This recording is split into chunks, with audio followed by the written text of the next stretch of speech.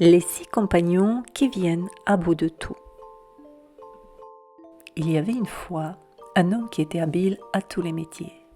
Il se fit soldat et servit bravement.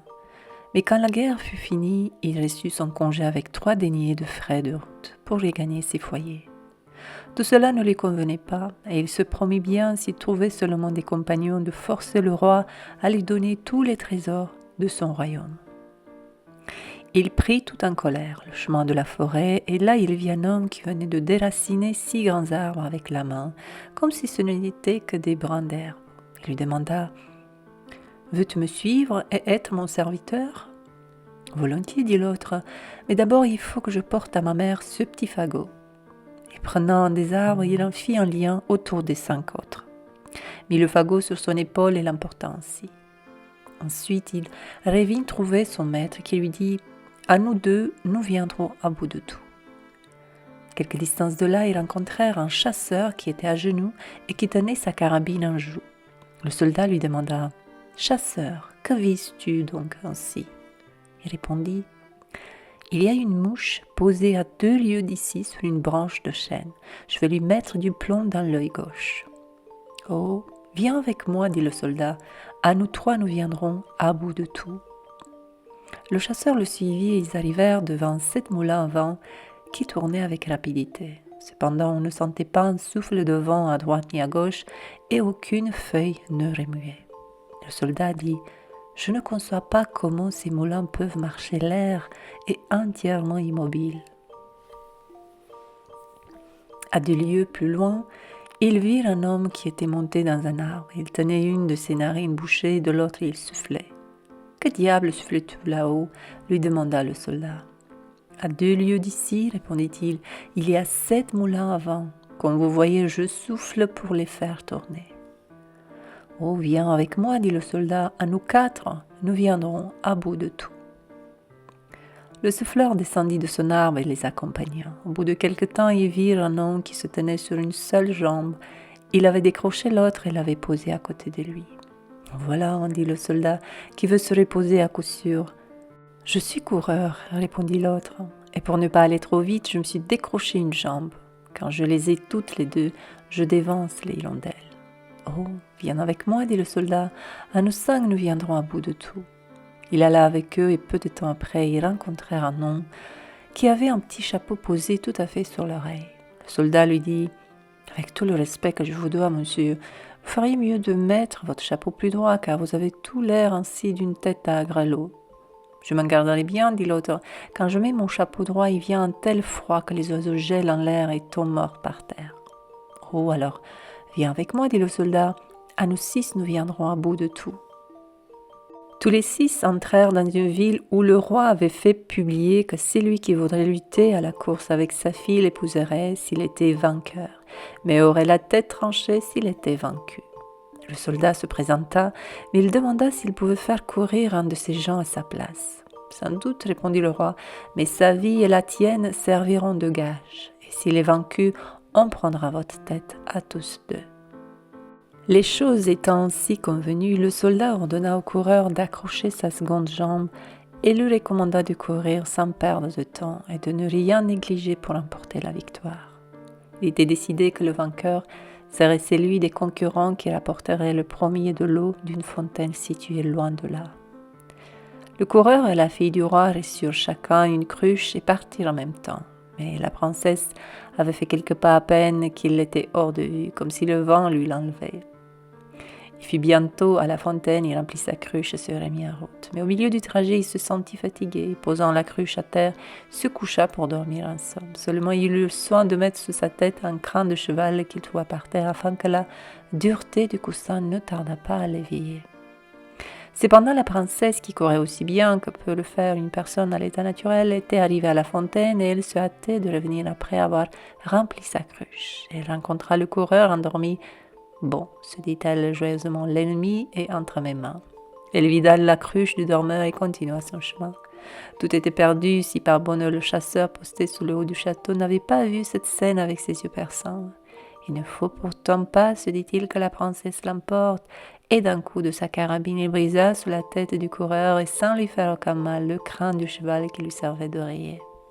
L'autre, se réveillant en sursaut, s'aperçut que sa cruche était vide et que la princesse avait déjà pris une grande avance.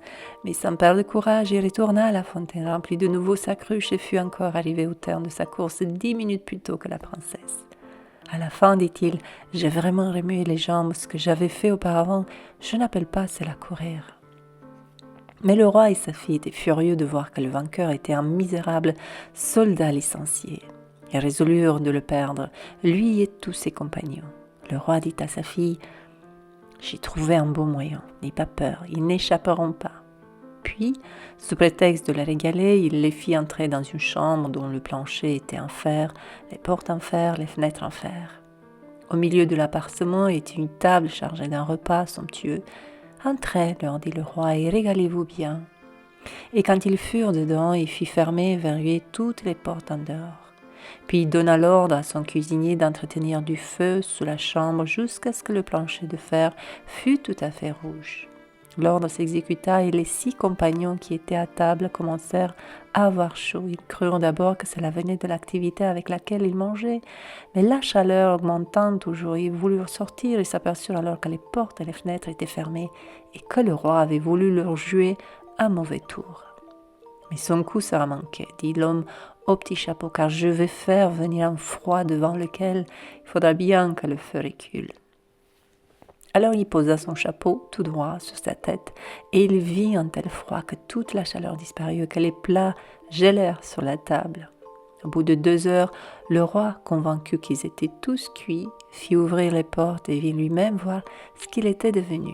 Et il les trouva tous les 6 frais et dispos, et disant qu'il était bien aise de pouvoir sortir pour aller se chauffer un peu parce qu'il faisait tellement froid dans la chambre que les plats en avaient gelé sur la table. Le roi, plein de colère, alla trouver le cuisinier et lui demanda pourquoi il n'avait pas exécuté ses ordres. Mais le cuisinier lui répondit « J'ai chauffé au rouge, voyez vous-même ». Le roi reconnut, en effet, qu'on avait entretenu un feu violent dans le four au-dessous de la chambre, mais que les 6 compagnons n'en avaient pas souffert.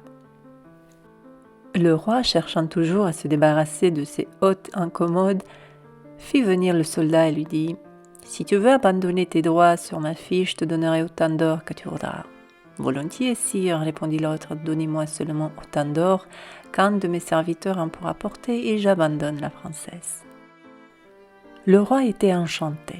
Le soldat lui dit qu'il reviendrait chercher son or dans 15 jours. En attendant, il convoqua à l'instant même tous les tailleurs du royaume et les loua pour 15 jours, afin de lui coudre un sac. Quand le sac fut prêt, l'Hercule de la bande, celui qui déracinait les arbres avec la main, le mit sur son épaule et se présenta au palais. Le roi demanda quel était ce vigoureux gaillard qui portait sur son épaule un ballot de drap gros comme une maison. Et quand il l'eut appris, il fut effrayé en pensant à tout ce qui pourrait s'engouffrer d'or là-dedans.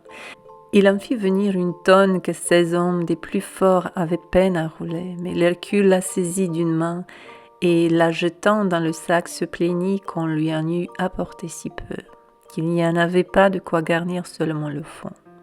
Le roi fit apporter successivement tout son trésor, qui passa tout entier dans le sac sans le remplir seulement à moitié. « Apportez toujours, criait l'Hercule, 2 miettes ne suffisent pas à rassasier un homme. » On fit venir encore 700 voitures chargées d'or de toutes les parties du royaume, et il les fourra dans son sac avec les bœufs qu'on y avait attelés.